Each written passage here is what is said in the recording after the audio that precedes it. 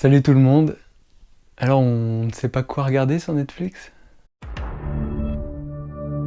Vous en faites pas, je suis allé visiter un petit peu leur catalogue et j'ai trouvé pas mal de films à vous conseiller. Pas mal de spectacles de stand-up aussi, parce que j'aime beaucoup ça, je regarde beaucoup. Et je vous parlerai aussi de quelques documentaires, mais essentiellement de films.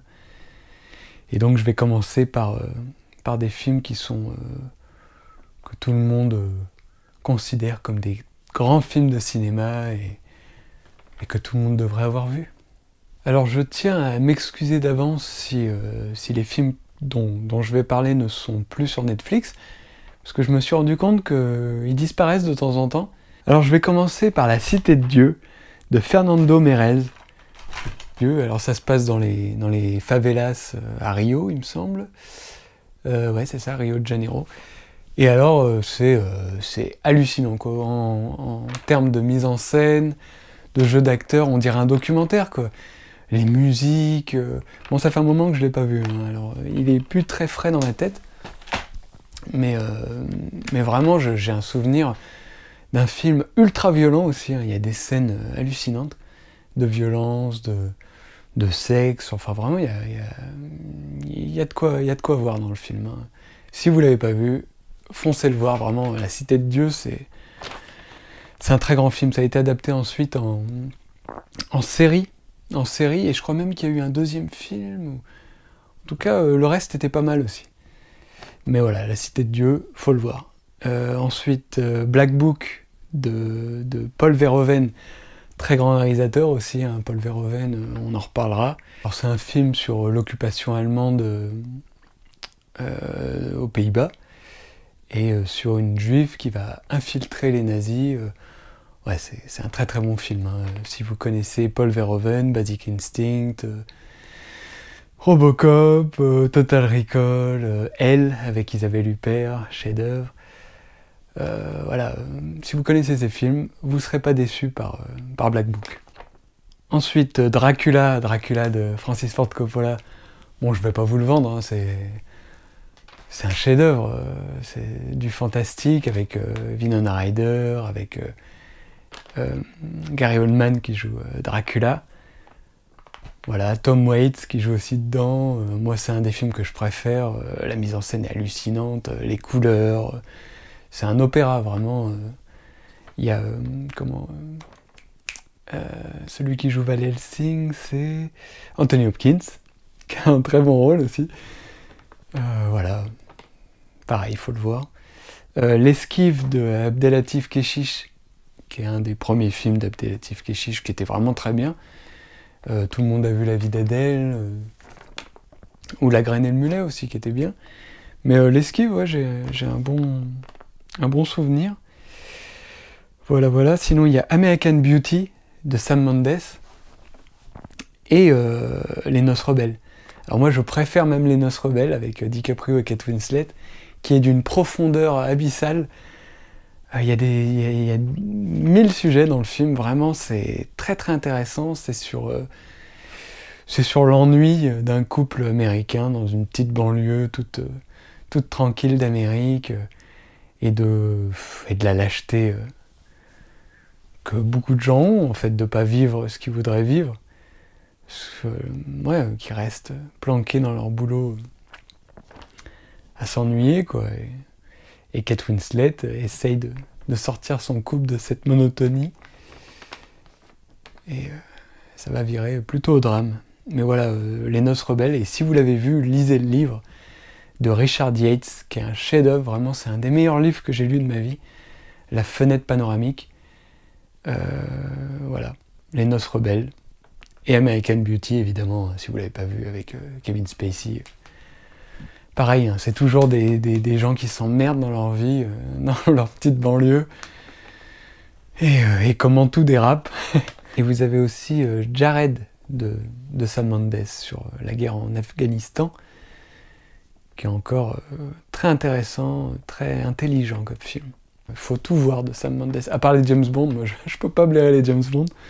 Vous avez aussi des films de Scorsese sur Netflix.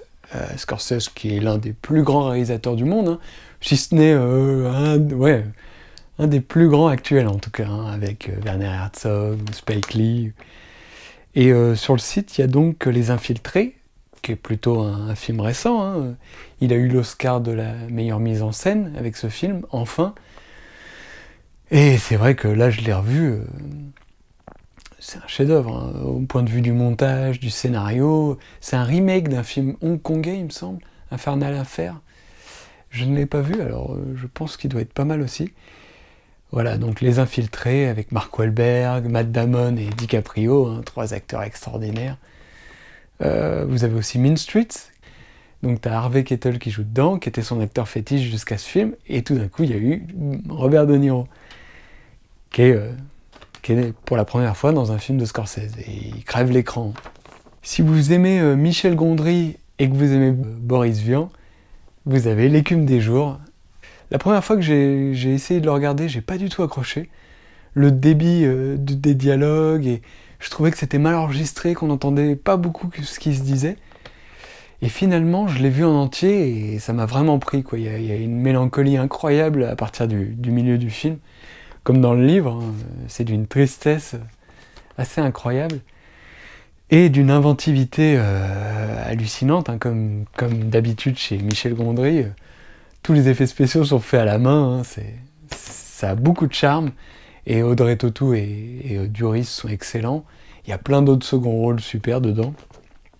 Voilà donc L'écume des jours, qui est vraiment une bonne adaptation du livre, qui est un chef-d'œuvre. Si vous n'avez pas lu L'écume des jours, Mommy de Xavier Dolan, qui n'est pas un réalisateur que je trouve extraordinaire, hein, mais c'est vrai que dans Mommy, il a vraiment réussi quelque chose, quoi. Les acteurs sont incroyables. Les 3 acteurs, le gosse et les 2 femmes, là, il écrit vraiment des très beaux rôles pour les femmes. Ça, on peut pas lui enlever. Le premier film qu'il avait fait, là, Comment j'ai tué ma mère, là, c'était quand même assez épatant. Ensuite, il y a Forrest Gump de Robert Zemeckis. Évidemment qu'il faut le voir, hein, si vous l'avez jamais vu. Ça retrace toute l'histoire de l'Amérique, vraiment, et il y a un cynisme derrière cette naïveté, là, c'est assez étonnant. Moi, ça m'a beaucoup plu. Tom Hanks est incroyable là-dedans. Il n'a plus rien à prouver, mais il est incroyable. Hein. Il y a des effets spéciaux vraiment épatants pour l'époque, et même pour maintenant, quoi. Je l'ai revu, là. Souvent, il est incrusté dans des archives américaines, des archives vidéo, et c'est assez bluffant, hein, quand il serre la main des présidents. Enfin voilà, je vous en dis pas plus, hein, sur Forrest Gump. Faut découvrir, c'est long et vraiment intéressant, et il y a une très grande actrice en face de lui, Robin Wright, qui est vraiment une très très grande actrice, qui fait des très bons films maintenant. C'est étonnant, je trouve qu'au début de sa carrière, elle a fait des films pas extraordinaires. Bon, Forrest Gump fait partie des très grands films qu'elle a fait, mais dernièrement, elle a vraiment joué quand elle est devenue plus mature, Là, elle a eu des rôles vraiment, vraiment épatants. Je pense au Congrès, qui était à moitié en dessin animé, et aux vies privées de Pipali, mais on en reparlera. C'est un film de Rebecca Miller qui m'a vraiment épaté. Et si vous aimez bien Robert Zemeckis, hein, faut voir Solo Monde avec Tom Hanks. Bon, tout ça c'est connu, hein. Flight avec Denzel Washington, incroyable. Il y a encore une histoire d'avion, là, c'est incroyable. Denzel Washington, il a rarement eu un rôle aussi bon. Et il est d'une profondeur là-dedans. Ouais, non, c'est vachement bien, Flight. Hein. Il est sur Netflix. Vous avez un film des frères Cohen, The Big Lebowski, hein, je vais pas vous en parler quand même. C'est un des chefs-d'œuvre du cinéma, avec Jeff Bridges, Steve Buscemi, John Goodman. C'est hilarant, vraiment. Julianne Moore. Vous avez aussi Fargo, hein, des Cohen. Le Meyerowitz Stories, c'est de Noah Baumbach, celui qui a fait le film avec Greta Gerwig, Frances A, qui a fait Greenberg. Enfin, je vais vous en reparler aussi de Noah Baumbach. C'est un très très grand cinéaste actuel, là, qui est comparable à Woody Allen pour ses dialogues et ses situations. Et ouais, c'est problématique, quoi. C'est super. Vous avez à côté de Noah Baumbach, il y a évidemment Wes Anderson, avec qui il travaille souvent. Wes Anderson, alors qu'est-ce qu'il y a de Wes Anderson? Il y a le Darjeeling Limited, qui se passe en Inde, avec Adrian Brody, Owen Wilson, Jason Schwartzman. Là, je vous parle vraiment des films que beaucoup de gens ont vus, hein. C'est pour ça que je passe assez vite. Il y a Happiness Therapy avec Jennifer Lawrence et Bradley Cooper dans un film de David O. Russell, celui qui a fait Fighter, qui est un chef-d'œuvre, qui a fait American Bluff, qui est aussi un très très grand film. Je vous reparlerai de ce réalisateur, c'est un de ceux que je préfère. Et là, c'est une comédie dramatique, mais une comédie, hein. Il y a Chris Tucker aussi dedans. Il est assez rare dans des films en ce moment, Chris Tucker. Netflix a aussi récupéré pas mal de films des Monty Python. Si vous ne connaissez pas les Monty Python, c'est une troupe de comiques anglais qui a révolutionné l'humour, hein, burlesque. Il y a quelques films, hein, sur Netflix, je me rappelle plus des titres, mais il doit y avoir La vie de Brian, il doit y avoir Le Sacré Graal, je suppose, je me rappelle plus trop, mais il y a tous leurs sketchs qui sont passés à la télévision. Enfin vraiment, les Monty Python, c'est de l'or, hein. Vous avez Effet secondaire de Soderbergh, très très étonnant, avec Channing Tatum, avec Rooney Mara, très étonnant. Je vous en dis pas plus, mais il y a un scénario vraiment bien écrit. C'est un peu Hitchcockien, il me semble. Enfin vraiment, c'est étonnant. Regardez qui y a dedans, ça peut vous intéresser. Frida, avec Salma Hayek, ça c'est un chef-d'œuvre. Si vous connaissez pas la vie de Frida Kahlo, une peintre mexicaine ultra connue quand même, hein. Une artiste incroyable, très onirique, et qui est restée au lit longtemps après un grave accident. C'est d'une inventivité au niveau de la mise en scène. C'est de Julie Taymor, qui a réalisé aussi Across the Universe. Je vais vous en parler de ce film entièrement avec des chansons des Beatles, et qui a aussi fait la mise en scène du Roi Lion, la comédie musicale, que beaucoup ont vu, et il paraît que c'est super, mais moi je ne l'ai pas encore vu. Il y a All Is Lost avec Robert Redford, un film muet quasiment. C'est un mec tout seul sur un bateau, à qui il va arriver 1000 péripéties en mer, et qui va tenter de s'en sortir, et c'est vraiment un film à suspense. C'est assez balèze. Je viens de découvrir aussi Akira. Alors là, un film d'animation japonais sorti en 88. J'en ai toujours entendu parler et je l'avais jamais vu. Et effectivement, c'est un chef-d'œuvre, vraiment dystopique, donc de science-fiction, hein. Et c'est vraiment épatant. Dommage de ne pas le voir sur grand écran, hein. Franchement, c'est très très impressionnant, c'est noir, il y a vraiment de l'idée dans le scénario. Moi, c'est un des meilleurs films d'animation que j'ai vu. Vraiment, c'est épatant. Également 2 films de David Fincher, alors qui est l'un de mes réalisateurs préférés, hein, celui qui a fait Fight Club, qui a fait... justement, j'allais vous les citer, Benjamin Button, qui est sur Netflix, qui est un conte, avec Brad Pitt et Cate Blanchett. Très très grande actrice, Cate Blanchett. Brad Pitt, évidemment aussi.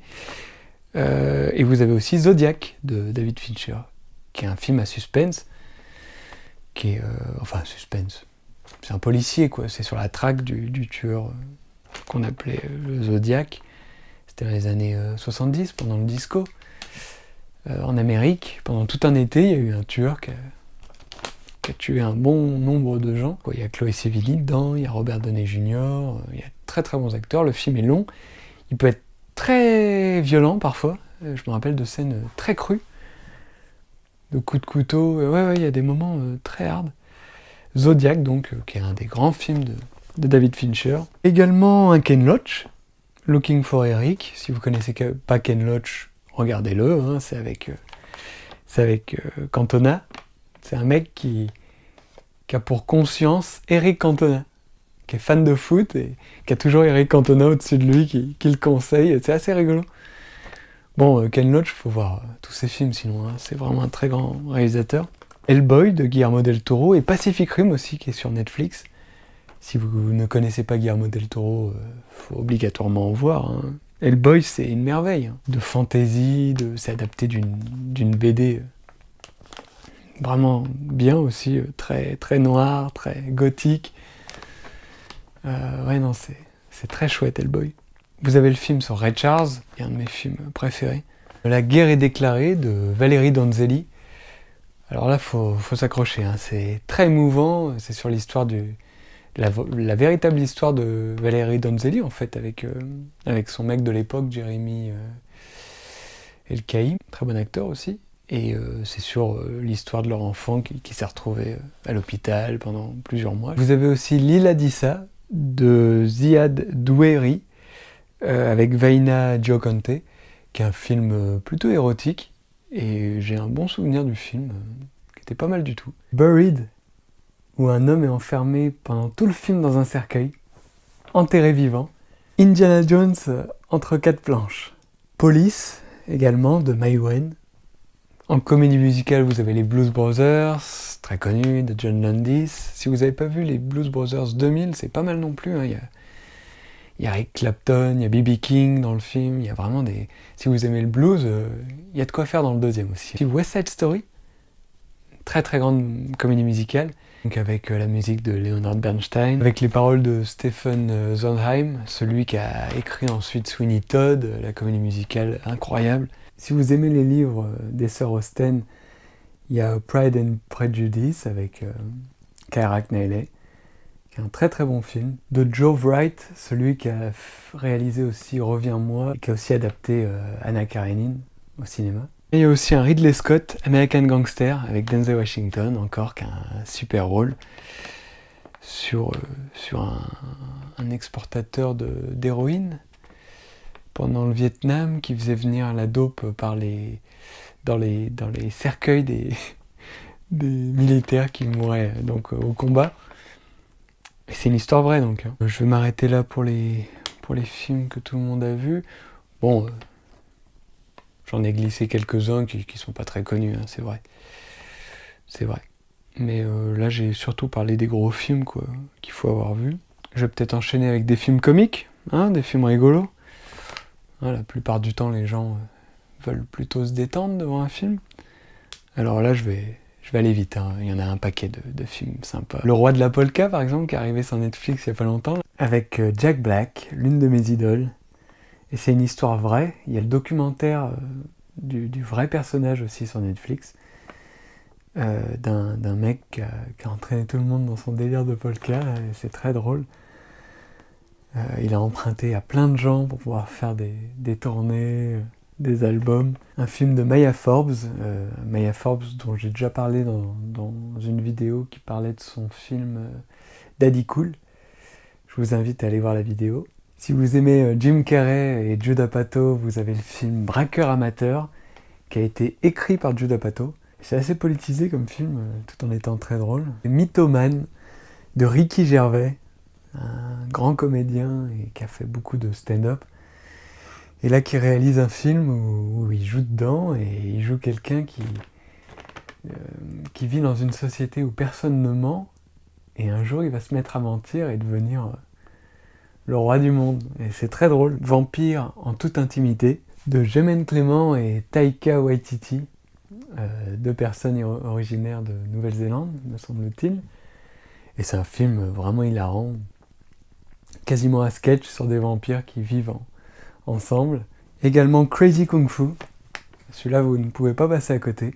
Tex Avery qui rencontre le film de Kung Fu. On dirait un dessin animé tellement ça emprunte au code du dessin animé. Très impressionnant en matière d'effets spéciaux. Évidemment, vous avez tous les films de Judd Apatow. Je sais pas combien il y en a sur Netflix, mais j'ai remarqué qu'il y avait Funny People.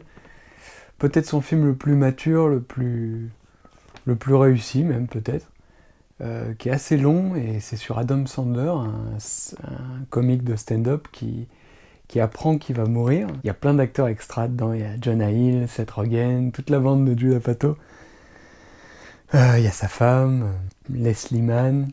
Dans la même bande, vous avez aussi Ron Burgundy, le présentateur vedette, un film avec Will Ferrell, de Adam McKay, et ça c'est un des piliers de la comédie américaine. Jetez-vous dessus, c'est hilarant. Il y a aussi The Night Before, avec Seth Rogen, avec Joseph Gordon-Levitt aussi, et c'est le réalisateur de 55 ans qui a fait ce film. 50-50, c'était un drame avec Seth Rogen et Joseph Gordon-Levitt. Je vous invite à le regarder aussi, c'était vraiment bien. Bad Santa, avec Billy Bob Thornton, il joue un ivrogne, fumeur, qui est infect avec tout le monde, mais qui braque des centres commerciaux au moment de Noël, et donc il se déguise en Père Noël pour infiltrer les centres commerciaux. Il y a eu une suite à ce film qui est à fuir. Les Blancs ne savent pas sauter. C'est un film que j'ai vu il n'y a pas si longtemps et c'est une des comédies que Kubrick préférait. C'est avec Woody Harrelson et Wesley Snipes, alors 2 acteurs incroyables. Je vous en dis pas plus, mais jetez un œil, c'est vraiment sympa. Terrain d'entente, un film des frères Farrelly que pas grand monde connaît, avec Jimmy Fallon et Drew Barrymore. Et c'est donc Jimmy Fallon qui tente de concilier sa vie amoureuse avec Drew Barrymore à sa passion du baseball. Ali G in the House, c'est le premier film de Sacha Baron Cohen, avant de faire Borat ou Bruno. Pareil, c'est très plaisant à regarder. Moi député, avec Will Ferrell et le mec Zach Galifianakis, le mec de Very Bad Trip, qui est très virulent aussi sur la politique américaine. Un film de Adam McKay encore. Panou Panou, un film avec Richard Pryor et Gene Wilder. Bon, le titre est bidon en français, hein. En anglais c'est Hear No Evil et See No Evil. En fait, c'est un aveugle et un sourd. Ces 2 personnages vont assister à un crime et voilà, c'est le début du film. Ça donne des très bonnes situations. La trilogie d'Edgar Wright, Shaun of the Dead, Hot Fuzz, je sais pas s'il y a le dernier pub avant la fin du monde, mais en tout cas les 3 films sont très drôles. Et vous avez aussi son chef-d'œuvre à Edgar Wright, Scott Pilgrim. C'est un des films que je préfère. C'est tiré d'un manga. C'est très très drôle. Il y a plein d'acteurs du cinéma indépendant. Ça vaut vraiment le coup d'œil. La mise en scène est incroyable. C'est un grand film. Un des premiers films de Richard Linklater aussi, Génération Rebelle. C'est très agréable aussi comme film. C'est le réalisateur de Boyhood, de Rock Academy, de Before Sunset, Before Sunrise. Il fait des films très différents les uns des autres. Il peut faire vraiment des drames et à côté des comédies avec Jack Black, dont Bernie aussi qui était très drôle. Enfin voilà, celui-là est très bon. American Trip avec Russell Brand et Jonah Hill. Ça aussi, ça vaut le coup d'œil. Et pour terminer, je peux vous parler aussi des Beaux Gosses de Riyad Zatouf, que j'ai adoré. C'est très très drôle. Si vous aimez l'humour de Riyad Zatouf, il y a tout là-dedans. Il y a des acteurs vraiment extra. Ah, j'allais oublier aussi The Battery. Retenez ce titre et regardez-le. C'est une comédie horreur. Je vous en dis pas plus. J'ai repéré également quelques films de fantasy, fantastique quoi. Il y a Watchmen. Bon, c'est plus un film de super-héros, mais que j'ai trouvé vraiment incroyable. Donc Watchmen, de Zack Snyder, un très très grand réalisateur. Dark Crystal, de Jim Henson, un des plus grands films réalisés avec des marionnettes.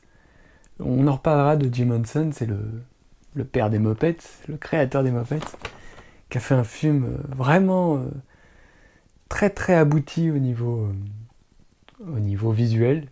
C'est vraiment très très beau. Stardust, une comédie de Matthew Vaughn. C'est le réalisateur de Kick-Ass et d'un des X-Men aussi, X-Men le commencement. Enfin, c'est un bon réalisateur. Il y a beaucoup de second degré, il y a de très grands acteurs, il y a De Niro, Michel Pfeiffer. C'est un très bon film, moi j'étais assez étonné en le voyant. Le King Kong de Peter Jackson, hein, si vous ne l'avez pas vu, avec Jack Black et Adrian Brody, Naomi Watts. C'est épatant comme film, vraiment. Bon, faut le voir sur très très grand écran. Hein. Mais j'ai adoré, moi. Vous avez aussi Okja, qui est diffusé exclusivement sur Netflix, par le merveilleux réalisateur de Memories of Murder, Bong Joon-ho. Bon, pour ce qui est des séries, j'ai pas grand chose à vous dire. Regardez la série de Spike Lee, Nora Darling n'en fait qu'à sa tête. C'est tiré de son premier film, une sorte de remake un petit peu, il va plus loin que le film. Et c'est agréable, il y a toujours une bande son extra. Hein. Et c'est marrant, à chaque fois qu'on entend une chanson, à la fin de la scène, on voit la pochette de l'album s'afficher à l'écran. Une autre série que j'ai adorée, c'est peut-être celle que j'ai préférée, The Get Down. Ça a été fait pour Netflix, par Baz Luhrmann, celui qui a fait Moulin Rouge, Roméo et Juliette. Et j'ai adoré, c'est sur le début du hip-hop, à New York. Et ça m'a épaté, les acteurs sont extra, il y a un rythme d'enfer, une super histoire, un super scénar. J'ai pas compris pourquoi les gens étaient passés à côté dessus. Là.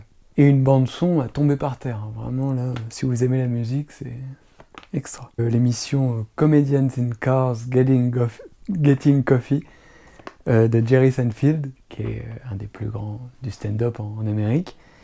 Et en fait, il invite à chaque fois un comique différent par épisode. Ça dure 20 minutes par épisode. Et il l'emmène faire un tour dans une voiture de collection, qu'on a une idée un petit peu de la personnalité de chaque comique après 20 minutes d'interview, là, c'est assez sympa. On voit la relation qu'ils ont, Jerry Seinfeld et son invité. Et il y a des très grands noms comme Jim Carrey, Mel Brooks, Will Ferrell, Chris Rock. Il y a vraiment la crème de la crème des comiques américains. Je peux donc en venir au stand-up. Il y a beaucoup de spectacles de stand-up sur Netflix. Évidemment celui de Chris Rock là, qui vient d'arriver il n'y a pas longtemps, qui est sympa, hein. Il n'est pas aussi bon que les précédents, mais bon, c'est toujours sympa à écouter. Il y a Judd Apatow qui a sorti un one-man show.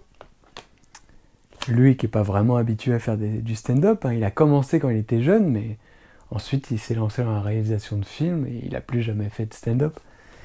Et donc là il revient, il parle de ses enfants, de sa femme, c'est très rigolo. Il y a aussi Ricky Gervais, qui est très fort en stand-up. Je vous invite à aller regarder ses spectacles. Vous avez Ali Wong. Alors, c'est une Coréenne enceinte, sur scène, qui dit les pires atrocités du monde. Elle est crue comme personne, mais c'est hilarant. Et il y a 2 spectacles, regardez les 2, ils sont au même niveau. C'est incroyable ce que peut sortir cette nana sur scène. Dans le genre cru aussi, il y a Sarah Silverman qui est assez forte aussi, et qui est assez touchante là, dans le dernier spectacle, vous verrez. Et elle aborde des thèmes assez forts. Et si dans tout ça vous n'avez toujours pas trouvé de quoi regarder, vous avez toujours la section documentaire qui est excellente. Celui sur Jim Carrey, quand il jouait Andy Kaufman dans Men in the Moon de Milos Forman. J'ai rarement vu un documentaire aussi bon, Jim et Andy, ça s'appelle. Et c'est épatant comme documentaire. On voit à quel point il s'est fondu dans le personnage, il a été possédé par l'esprit d'Andy Kaufman. Il y a même des gens de la famille d'Andy Kaufman qui venaient voir Jim Carrey, mais en tant qu'Andy Kaufman. Ce qui est marrant, c'est qu'à l'époque, ils n'ont pas voulu montrer les images de making-of, tout ça, par peur d'effrayer le public. Jim Carrey apparaissait tellement ailleurs sur les images et imbu de lui-même aussi, parce qu'il est arrogant, il joue plusieurs personnages que Andy Kaufman avait joué. Magique comme film, vraiment. J'aime beaucoup la musique et je suis comblé là, avec tous ces documentaires. Il y a un documentaire sur Nina Simone, sur Nat King Cole, sur Coltrane, enfin il y a beaucoup de monde. Bob Marley aussi, super documentaire sur Bob Marley. Voilà, bon bah ça fait pas mal de conseils. J'espère que vous trouverez votre bonheur sur Netflix. N'hésitez pas à vous abonner à la chaîne, à regarder le Facebook aussi de la chaîne. Merci à vous, bon visionnage, au revoir.